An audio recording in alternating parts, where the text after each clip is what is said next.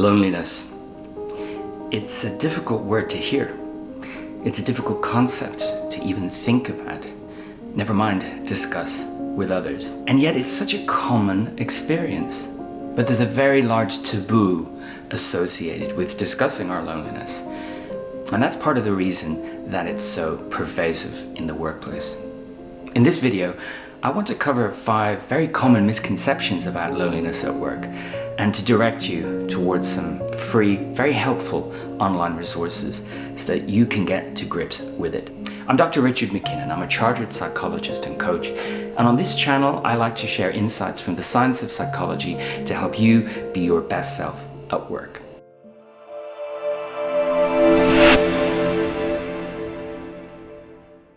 It can be difficult to discuss loneliness because it requires us to be vulnerable, to open up. And we might wonder how much people will judge us if we talk about it. It can feel like an admission of failure to even bring it up. And yet, it's incredibly common. So there are so many people out there experiencing the same thing, yet finding it difficult to speak up. And if you don't make it any further in this video, and I hope you do, you can visit WorkLifePsych.com/connect and thrive to access our free guide to beating workplace loneliness and to access all of the other free digital resources. So despite the fact that workplace loneliness is so common, it's also really misunderstood.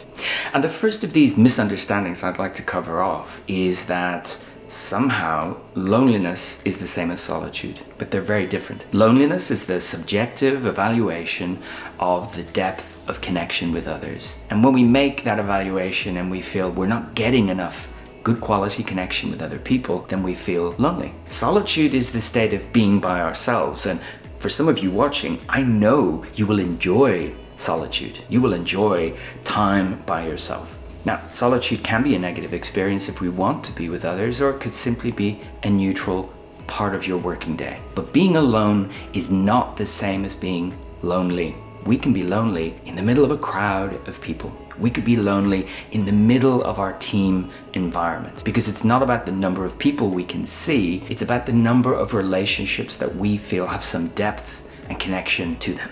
And this brings me to a second really common misunderstanding, and that's linking loneliness to remote work. And that's believing that only if you work remotely from your team will you feel lonely. Now, this isn't a recent thing. People have been working remotely for decades. Obviously, more people are doing it now, and we've all come through a couple of years of difficulty where we've had to work remotely. But working remotely can facilitate depth of relationships. It can facilitate connection. And indeed, many remote workers do a great job of proactively managing their connection. Being physically around people, it doesn't guarantee an absence of loneliness. It doesn't guarantee connection. So again, it's not about where we are. It's about the extent to which we're having our needs met. Now, I recently spoke on this channel about difficult conversations. Discussing loneliness really fits into that category. And many organizational managers and leaders will feel someone's loneliness is a personal problem, and so it's probably nothing to do with me. And I want to nip that in the bud, because decades of research have shown us that loneliness over time translates into problems, not just for the individual, but for their colleagues and for the organization. Loneliness over time can put a dent in our immune system. It's that serious. And so it can lead us to get ill. And the absence from work and all of the challenges that come with that present a real problem for the organization. Loneliness can put a dent in our productivity, and it can actually further hamper our interpersonal relationships at work. So while loneliness does impact the individual employee, the organization should pay attention to this. It's a personal and a professional issue. The fourth misconception is about labeling, and that's labeling lonely people as if you're lonely now and you always will be. And we might do that to ourselves. Others might do it to us. Loneliness need not be a permanent situation. Indeed, thinking about it as a permanent situation might prevent us from taking some helpful steps to deal with it. It can be a transient experience for whatever reason. Maybe we've joined a new organization. Maybe there has been a reorganization. Maybe we're going through some challenges that make it difficult to connect with others. Whatever the reason It's very important that each of us recognize this is a phase and we will come out of it, and we could actually speed things up by taking proactive steps to get out of it. Now, I'm sharing this final point for last because I would really like this ringing in the ears of managers and team leaders at the end of this video.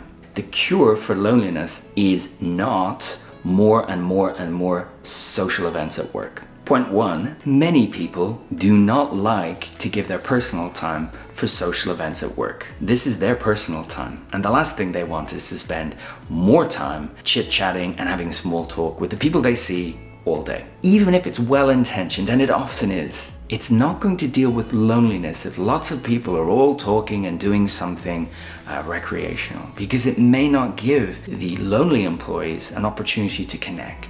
So, while well-intentioned, online quizzes, after-work drinks, competitive team-building initiatives, these aren't necessarily going to help someone connect beyond a very small talk level. The answer is interpersonal connection, giving people an opportunity to talk and connect as humans and explore what it is that they have in common, rather than just seeing each other as attendees at meetings or role holders and their job title. So if you're a team leader and a manager, think about how you can give people the scope to connect, to talk about what matters, to minimize the chance of really feeling lonely. I'll close with a reminder of where you can find our guide to beating loneliness. It's called Connect and Thrive, and you can find it at WorkLifePsych.com/Connect and Thrive. I hope you find it useful, and if you have questions about it, you can drop them in the comments below or get in touch directly via the website. Thanks for watching.